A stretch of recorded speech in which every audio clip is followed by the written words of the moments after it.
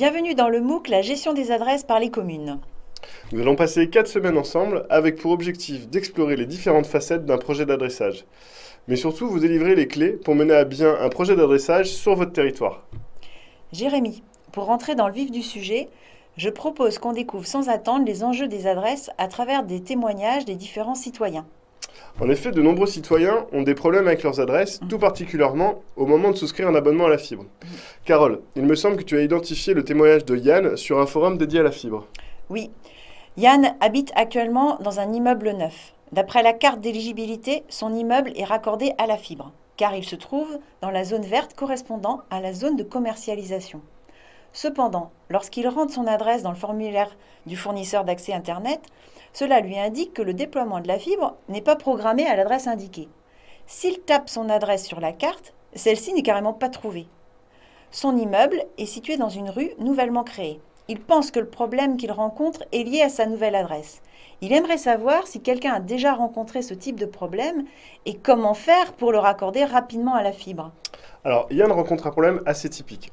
Sa nouvelle adresse ne figure pas dans la base de données du fournisseur d'accès Internet. Il est donc impossible pour l'opérateur de géolocaliser son logement et de fait de lui indiquer s'il est éligible ou non. Vous verrez dans ce MOOC les différents outils et les différentes méthodes qui permettent de faire remonter les changements d'adresse afin qu'ils soient pris en compte dans les bases de données des opérateurs Internet et ainsi éviter à vos administrés de se retrouver dans la même situation que Yann. Alors, d'autres citoyens rencontrent des problèmes d'adresse bien plus importants. Ils ne possèdent tout simplement pas d'adresse. C'est le cas, par exemple, de René et Amélie Postic. Jérémy, peux-tu nous résumer l'article de Ouest France consacré à leurs problèmes d'adresse ? René et Amélie Postic n'ont pas d'adresse postale depuis plusieurs années. Ils s'en sont aperçus récemment, au printemps dernier, lorsque leur fille a demandé à faire suivre son courrier chez eux. La poste de leur fille, en région parisienne, n'a pas trouvé l'adresse de ses parents dans la commune de Lamenneur, dans le Finistère. En cherchant plus loin, René Postic constate que son adresse n'est pas géolocalisée. Le numéro 3, rue Entarpenker, n'est pas reconnu par les GPS, ce qui pose un problème lorsqu'un livreur doit lui remettre un colis. Oui, et en complément de ce que tu dis, Jérémy, le problème de René et Amélie pourrait même devenir assez grave. Imaginons que les secours doivent intervenir en urgence et qu'ils ne trouvent pas leur habitation.